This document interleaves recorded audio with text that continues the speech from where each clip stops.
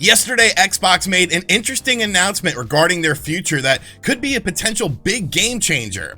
I've played Ninja Gaiden Master Collection and wanted to share some thoughts on it. And finally, the Nintendo Switch got some surprise game announcements that you might have missed out on, so we're going to talk about them. What's going on, guys? I'm RGT85. If this is your first time on the channel, welcome. Be sure to hit that subscribe button and be sure to like the video. Make sure you stick around to the end where I show you guys a very stupid purchase that Twitter made me buy. But without any further ado, let's talk about what's going on in the world of video games. So over the past couple years, we've seen Microsoft and the Xbox brand go into somewhat of a different direction than is what is normally traditional within the video game landscape. Usually video game companies like to have their games on their own platforms to push these platforms so that you buy their hardware. But it seems like Xbox has been sort of trying to break that mold and break that sort of traditional gaming mindset by putting things like GamePass across a variety of platforms. You can play GamePass games on your mobile device, on your PC, and Xbox seems a lot more concerned about you just playing games via their ecosystem more so than buying their hardware. And like I said, this is a very untraditional mechanism because most of these companies want to sell you their hardware because they feel like that will keep you within their ecosystem. Obviously, the Xbox One didn't do all that great. The Xbox Series variety of consoles seems to be doing a bit better. We of course have the Xbox Series S, which is a lower priced all digital entry, and the Xbox Series X, which is the premium system. Well, yesterday Xbox made a very interesting announcement, and some people I think are just running with this in the opposite direction, saying, oh, you know, Xbox is getting out of the hardware industry, which I don't really think that's necessarily the case, and we'll talk a bit more why I don't feel that is the case. Xbox confirmed something yesterday that was kind of rumored to be happening with them, but it's a very interesting thing. They're going to be integrating the Xbox brand into TVs, such as smart TVs that will be coming out. Microsoft is actually working with different TV manufacturers to basically put things like Game Pass into internet connected TVs, so that way you won't have to buy an Xbox console in order to play Xbox games. You'll simply just need a controller and of course to be able to sign up to the service, because some people don't want to buy a console. I know a lot of video game traditionalists do enjoy buying consoles because it's something to have and it's something that you'll have forever, but there are a contingency of people who just don't care. They just want to play the games, and if this is embedded into your TV, well, you won't have to buy an expensive console in order to play these games. So I think this is a very interesting pivot. Now, we've seen companies try this with things like Google Stadia, but I feel like the execution of Google Stadia was just really piss poor. And Microsoft is a company that, well, they're big enough to be able to take a little bit of a loss if in the long run this ends up being fruitful for them. Because you got to remember, Microsoft isn't making money on their video game division like they are with other divisions. The video game division is sort of an afterthought when it comes to the financial side of things, whereas with Sony and of course Nintendo, the video game division is very important for driving growth and driving sales. Microsoft also said that they are looking to expand Game Pass into other devices, which is something that we've heard a bunch more. Really, the only other game devices that you have out there would be something like a different console. It definitely remains to be seen whether that will go into action, but I think Microsoft integrating the Xbox brand into televisions is going to be a very interesting experiment, but I feel like it's something in the long run. As long as the execution is good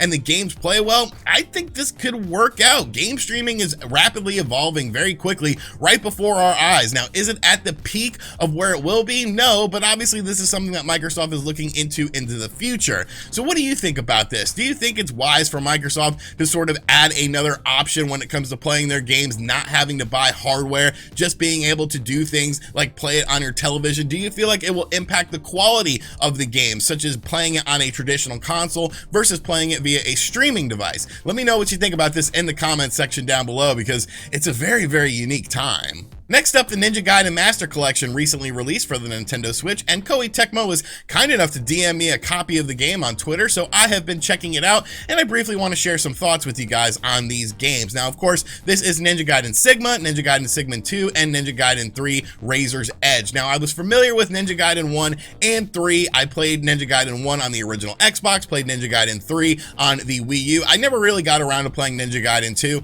but they're all very interesting games because I think they're all sort of more unique unique than one another. The first game is more of a traditional style of ninja game. The second game has a bit more action into it, and then the third game has a bit more just over the top stuff. It's definitely a very interesting dichotomy between these three games. But I'm sure the most important thing you're thinking about with this collection is performance. And so far, everything has been really good with the game. I've mostly been focusing on Ninja Gaiden Sigma, which is the original game, because that's the game I was most familiar with, and I've really been enjoying myself. Now, these games are very, very hard, and I have forgotten how hard these games are, and I'm on chapter 4 just getting my ass kicked right now, but I'm still having fun with it. And one of the things that I noticed is the Nintendo Switch version is running very, very good at 60 frames per second, which is the targeted frame rate for all of the versions of the game. Now, I have heard that in Ninja Gaiden 3 and some of the more busy areas, it does dip down to like 50 frames per second at times, but for the most part, it is a stable 60 frames per second. One thing I did notice with Ninja Gaiden Sigma, the original game, is though, when you're playing it in handheld mode, you'll probably want to adjust the brightness down just like 1 or 2 notches. For some reason, it's very just like blown out when you're playing it in handheld mode, but if you adjust the brightness within the game like 1 or 2 notches, it looks so much better. But the games still look great. They're still fun to play, definitely very challenging, but I've really been enjoying this collection of games. I also picked up the physical edition from Play Asia as well, because I didn't expect to get a review copy, but I've definitely been enjoying these games. So I want to just share those little brief impressions with you guys. If you are a fan of the Ninja Gaiden franchise, this is definitely a great way to play these games on the go. They look good, they play good, and really that's all that matters at the end of the day. Just be prepared to die, like, a lot.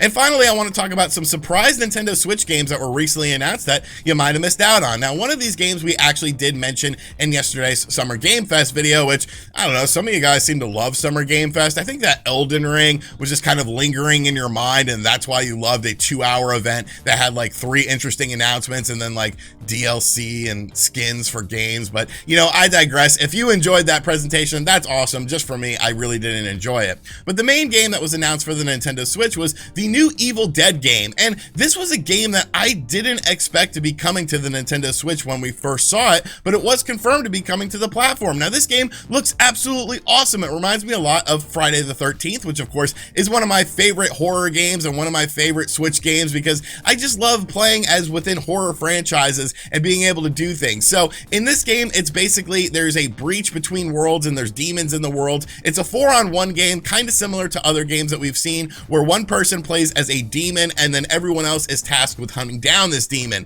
And there's also other monsters that are in the world that you're playing as, so you have to deal with them, of course, with the main demon. The main demon can possess other characters, manipulate the environments as well. I don't know, this game just looks absolutely awesome to me, and I was completely surprised that a Nintendo Switch version of this game was announced, as it is coming to both last gen and current gen platforms. So I'm really looking forward to this game. I want to see how the Nintendo Switch version of the game runs. Hopefully it runs more like Friday the 13th than Dead by Daylight did, but Saber Interactive is the company that's working on this game, and Saber Interactive usually does a very good job. Think of games like The Witcher 3 on the Switch, so I'm completely on board with this game. This is a day one purchase for me. Maybe I can get a review copy to play the game early, but I'm definitely looking forward to the Evil Dead game across all platforms. I'll probably end up double dipping, just because, like I said in yesterday's video, man, there's something so satisfying about killing people on the Nintendo Switch versions of the games, because you know that there's some little kid out there who just like got the game. Maybe he was like older brother is playing the game. He's like, look at me, I love Mario. And it's like, die!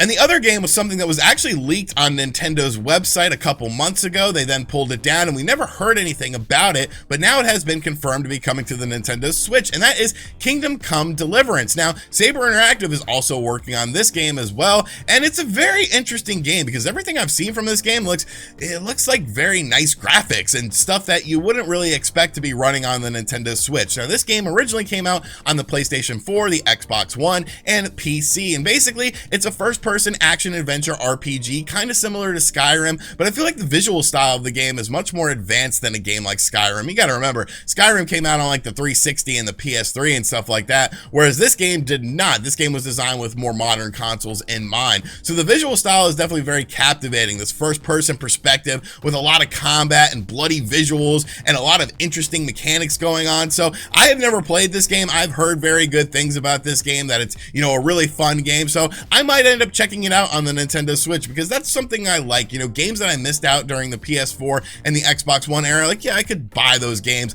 on those systems, or I could play them on my Nintendo Switch and play them while I'm taking a dump, because, you know, there's just something so satisfying about that, much like killing little kids in Friday the 13th. Like, it's just something so satisfying about that. So yes, Evil Dead and Kingdom Come Deliverance will be coming out on the Nintendo Switch this year. So are you looking forward to either of these games? Let me know in the comments down below. All right, so that is going to do it for today's video. But before we wrap things up, last night I made a mistake. I put out a tweet and said, hey, if we get 500 retweets on this by the morning, I will buy the Sonic chain that was announced. I don't know. You know what happened? I was looking at it and I was like, man, that gold and that blue, those are kind of like Nick's colors. Like that, those looks actually kind of cool. Maybe I will end up buying it. And then people just went absolutely crazy over it. They're like, yo, you gotta buy this. You gotta wear it on the Spawncast. So yes, I ended up buying it. It was only like 120 bucks. It'll be here at the end of the July. I will wear it in a video for you guys. Alexa, play Gucci Mane Icy. So, you know, oh, these girls excited. Ooh, you know they like it. I'm so icy.